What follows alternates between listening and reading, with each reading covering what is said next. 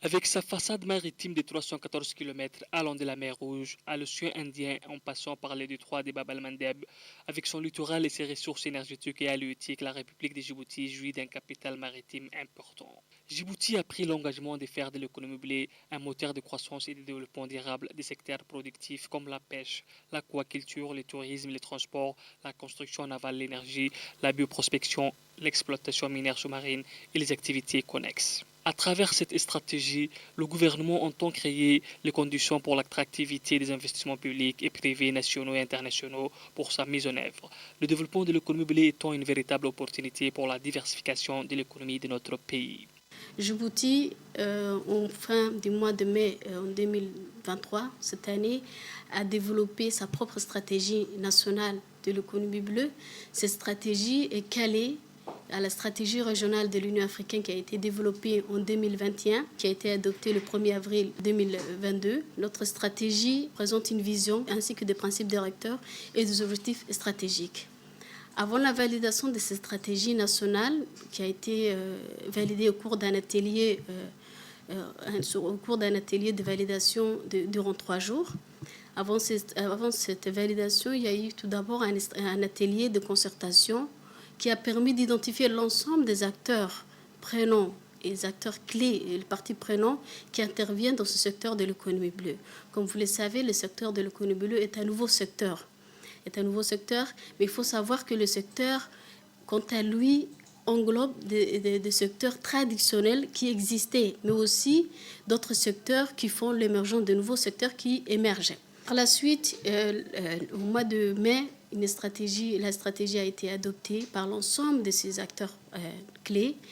Et la stratégie présente aujourd'hui 3 principes directeurs ainsi que des objectifs stratégiques qui permettent à ce que l'ensemble des acteurs qui ont été identifiés intègrent. Pour concrétiser la fiabilité et la mise en œuvre de la conférence sur les stratégies régionales de l'économie bleue qui s'est tenue en avril 2022 à Addis Abeba, les ministères de l'Environnement et du Développement durable en collaboration avec l'autorité intergouvernementale pour le développement avaient élaboré un atelier de validation et d'adoption de la stratégie nationale d'une durée de 10 jours à l'ensemble des secteurs traditionnels de l'économie bleue qui s'est clôturé au Sheraton Hotel.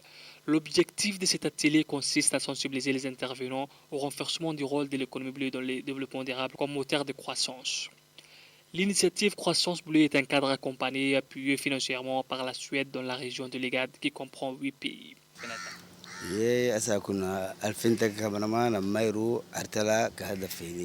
Stratégie nationale de l'économie bleue. En tant que participant des régions côtières, M. Maki Humagaba a indiqué que le concept de l'économie bleue incorpore une nouvelle approche dans les exploitations économiques durables des ressources des océans, des lacs, des rivières et autres plans d'eau et la conservation des écosystèmes aquatiques. Les secteurs identifiés comme relevant de l'économie bleue à Djibouti sont entre autres les activités portières et maritimes, la pêche, l'exploitation du sel, la société Jibar pour l'exportation des produits halieutiques, Djibouti Telecom pour ses canaux essentiels pour le transport de flux informations. Près de 500 câbles traversent nos profondeurs maritimes pour transmettre des données. La santé des océans, des côtes et des écosystèmes d'eau douce est primordiale pour la croissance économique et la production alimentaire, mais elle est également essentielle à la lutte contre les réchauffements climatiques. L'économie bleue est très importante.